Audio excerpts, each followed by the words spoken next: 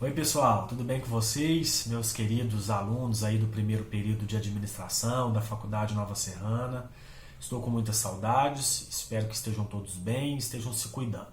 Bom pessoal, hoje a gente volta aqui, professor Tiago que vos fala, para a gente poder dar continuidade a esse projeto de conexão também via plataforma do WhatsApp.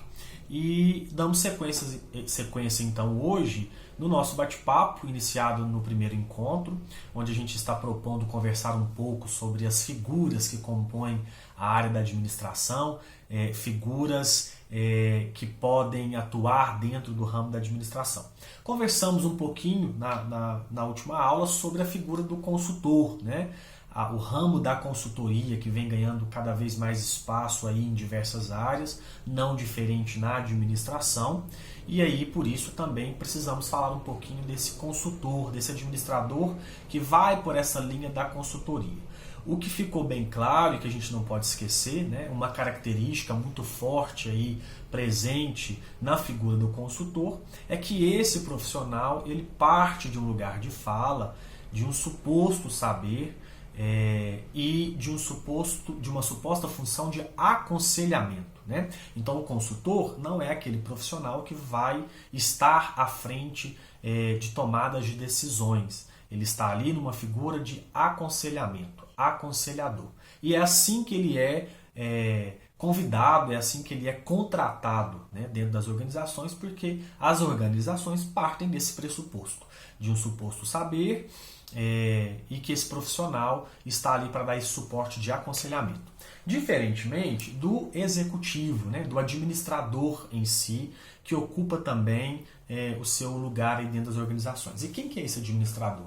É uma pessoa fundamental nos processos organizacionais, sejam eles na área privada, sejam eles na área governamental, seja no ramo de atividade do comércio, da indústria, da prestação de serviço, independente do local ou da organização ou do ramo de atividade, esse profissional é essencial.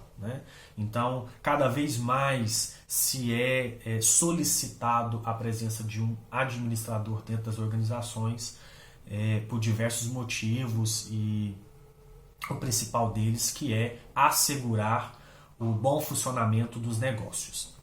Bom, pessoal, quando a gente vai para dentro das organizações, a gente pode encontrar esse executivo, esse administrador, em diferentes níveis da organização. Tá? Então nós temos aí, por exemplo, o diretor, o presidente, nós temos também executivos ocupando cargos gerenciais, e, por que não, executivos ocupando cargos operacionais. E a gente vai poder falar um pouquinho mais para frente, mas isso vai depender muito do nível hierárquico que encontra esse profissional, ok?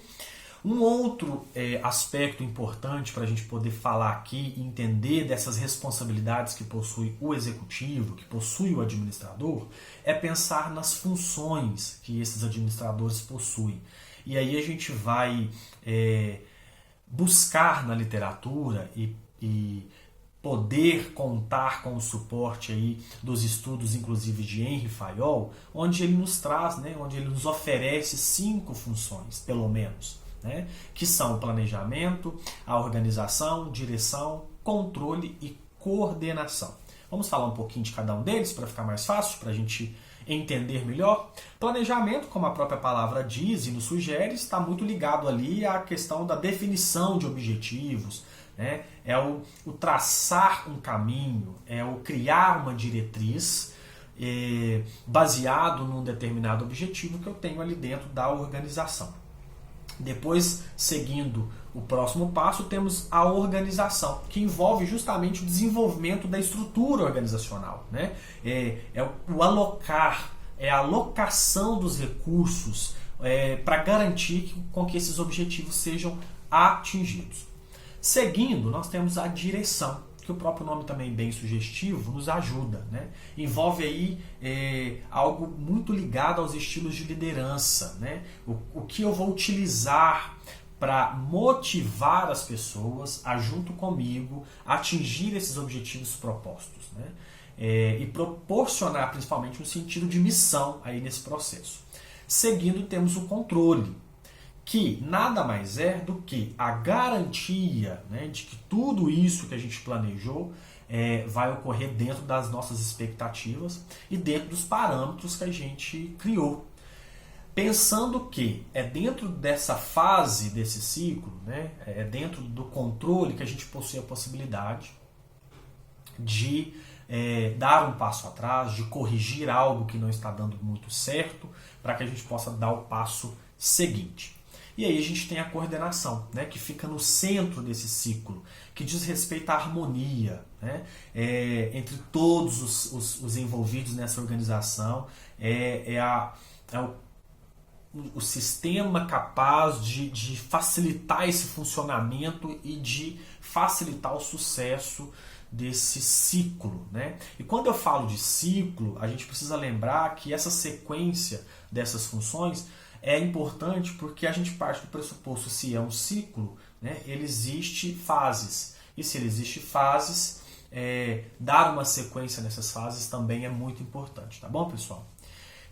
Não podemos esquecer que a gente está falando de uma área, né, que é a área da administração, que é considerada aí, podemos dizer, a área da administração pensando como ciência, pensando como arte, pensando como profissão. Ciência porque lida com fenômenos complexos, né?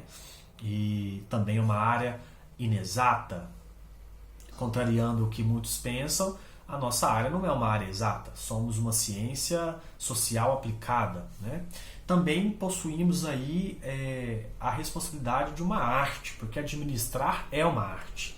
Principalmente quando a gente entende que o administrar envolve pessoas também, né? E liderar pessoas, gerir processos, muitos deles escassos e valiosos aí dentro e fora da organização, é sim um desafio, é sim uma arte. E também somos uma área profissional, né? A nossa profissão ela foi regulamentada por uma lei 4.769, 9 de setembro de 1965. Inclusive, 9 de setembro é a data em que comemoramos o Dia do Administrador, né? Bom, pessoal, pensando aí também em aspectos importantes nessa função do administrador e do executivo, não podemos esquecer de falar sobre as habilidades. Vocês vão lembrar que a gente já discutiu sobre isso em uma outra aula, e aqui eu recupero os autores Andrade e Ambroni, né, que vêm falar para a gente sobre 3 habilidades. Vocês vão lembrar quando eu citar. Habilidades técnicas, habilidades humanas, habilidades conceituais. Habilidades conceituais diz respeito à capacidade que o profissional tem de uma visão mais holística, né? Uma visão de um todo, uma visão futurista dentro aí das organizações. As habilidades humanas, como o próprio nome diz, é a capacidade, né? A habilidade que eu tenho como profissional de lidar com pessoas, de gerir equipes e fazer com que essas pessoas se unam a mim para que a gente juntos possa atingir um certo objetivo. É uma das habilidades mais difíceis, né?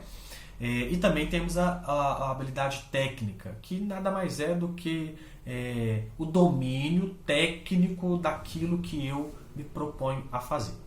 Quando a gente traz isso para a pirâmide ali dos níveis hierárquicos, fica mais fácil a gente entender onde essas habilidades são solicitadas. Então vamos pensar aqui comigo e a gente também já aproveita e faz uma associação com os cargos, né, dentro desses níveis hierárquicos. Vamos começar então lá embaixo, na base da pirâmide, onde a gente tem ali o nível operacional. No nível operacional, onde a gente encontra ali os executivos, os administradores atuando em cargos de supervisão, a necessidade maior é da habilidade técnica, tá? E também uma necessidade muito considerável da habilidade humana. Nesse nível ali operacional, não é exigido tanto uma habilidade conceitual, né? Devido aos objetivos que possui ali esse nível operacional. Se a gente sobe um pouquinho essa pirâmide, a gente chega no meio da pirâmide, né? Que é o nível tático. Ali a gente encontra os executivos, os administradores atuando em cargos mais gerenciais, né? São os gerentes que a gente chama. Nesse nível, a gente já entende que é necessário as 3 habilidades, em proporções diferentes, mas as 3 habilidades. A habilidade técnica, a habilidade humana, que é uma concentração maior, e a habilidade também conceitual. Nesse nível já é exigido um pouco dessa visão de um todo, né, da organização, porque é importante para o profissional que está ali atuando. Quando a gente chega no topo da pirâmide, temos aí o nível estratégico, ocupado aí pelos cargos de direção, né, os presidentes, muitas das vezes os próprios donos das empresas. Nesse nível, a gente precisa aí de uma habilidade considerável da habilidade conceitual e da habilidade humana, e um pouco de habilidade técnica, tá? Um pouco, né? Numa proporção, a gente necessita maior parte de habilidade humana e de habilidade conceitual. Bom, seria isso, pessoal, que a gente queria conversar hoje. Eu não vou me estender. A gente vai também se encontrar lá no material no WebGIS, né? Então eu vou expor lá para vocês uma apresentação um pouco mais extensa para que possa dar um suporte maior para vocês estudarem, tá bom? No mais, o meu muito obrigado, um abraço forte, um beijo no coração de vocês e a gente se encontra na próxima aula e vamos conversar um pouquinho sobre uma outra figura dentro desse contexto e espero que vocês tenham gostado e fiquem bem, fiquem em casa e se cuidem, tá bom? Um abraço, pessoal!